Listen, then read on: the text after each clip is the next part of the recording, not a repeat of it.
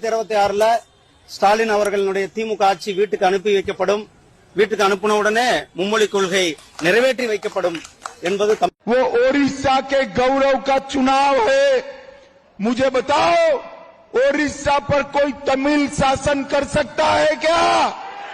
जोर से बोलो, कर सकता है क्या? कोई तमिल बाबू ओडिशा चला सकता है क्या?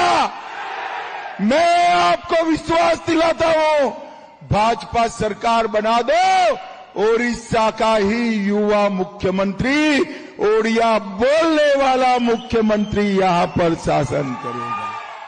ஆனாலும் ஒன்றிய அரசு பத்தி பேசுறாதீங்க ஐயா. இது சட்டமன்ற தேர்தல், இது என்ன வாதம், இது என்ன நியாயம், இது எப்படி மக்கள் ஏற்பா? நான் கேட்கறது, நீங்க அவங்களை கூட்டிட்டு வரும்போது நிச்சயமாக பாஜக அரசு, மோடி அரசு தமிழ்நாட்டுக்கு என்ன பண்ணுச்சுன்னு கேட்பாங்கல்ல. தமிழ்நாட்டுக்கான தேர்தல் சட்டமன்ற தேர்தல் தான். ஆனால் தமிழ்நாட்டுக்கு செய்ய வேண்டிய கடமைகள் ஒன்றிய அரசுக்கு இல்லைங்களா ஐயா? செய்யலாம் மட்டுமல்ல, பூரா செஞ்சு பூரா துரோகம். நிதி பிரச்சனையிலிருந்து, மொழி பிரச்சனையிலிருந்து கீழடி வரை துரோகம், அடிக்கடுக்கான துரோகத்தை செஞ்ச பாஜக. அதை கூடவே கூட்டிக்கிட்டு அதோட கூட்டணின்னு வச்சுக்கிட்டு நீங்க பேசுனீங்கன்னா அப்ப திருப்பி இந்த கேள்வி எல்லாம் மக்கள் கேட்கப்பட்டாங்களா? ஓகே, தமிழ்நாட்டுடைய 39 எம்பிக்களும் உரிமைகளுக்காக எப்படி எல்லாம் குரல் கொடுத்துக்கிட்டு இருக்காங்க, எவ்வளவு தூரம் கோபாபிஷமாக இயங்கிட்டு இருக்காங்க, இந்த பேச்சுக்கள் எல்லாம் வந்துகிட்டு இருக்கு. எப்படி எதிர்த்து வாக்களிச்சுட்டு இருக்காங்க.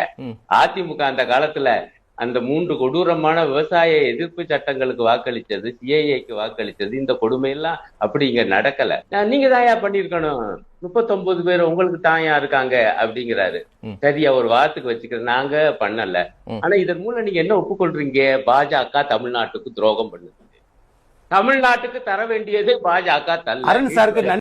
அவர் அதிமுக பெருமையா சொல்ற, ஆமையா நாங்க பெருமையா பாஜகவோடு கூட்டணி, தமிழ்நாட்டுக்கு துரோகம் பண்ணுகிற பாஜகவோடு கூட்டணி என்பது ஒரு பெருமைக்குரிய விஷயங்கள் ஐயா. அது அண்ணாவுக்கு செய்கிற துரோகம், திராவிட இயக்க சிந்தனைக்கு செய்கிற துரோகம். இந்த பாஜக தான் மும்மொழி திட்டத்துக்கு ஆதரவாக தமிழ்நாட்டுல கையெழுத்து இயக்கம் நடத்தின கட்சி. தமிழ்நாட்டுல வரலாற்றிலே இல்லாதபடி எம்ஜிஆர் எந்த அளவுக்கு இருமொழி கொள்கைக்காக போராடினார், இருமொழி கொள்கையை காக்க இரட்டை குழல் துப்பாக்கியாக திமுகவும் அதிமுகவும் செயல்படும் சொன்னாரு. அந்த மொழி கொள்கைக்கு எதிராக மும்மொழி கொள்கைக்கு ஆதரவாக கையெழுத்து இயக்கம் நடத்தின கட்சியோடு அந்த பாஜகவோடு கூட்டணின்னு நீங்க நிக்கிறீங்களே, அதை பெருமையா சொல்றீங்களே, இது மக்கள் கேட்க மாட்டாங்கன்னு தான் நான் கேட்டேன்.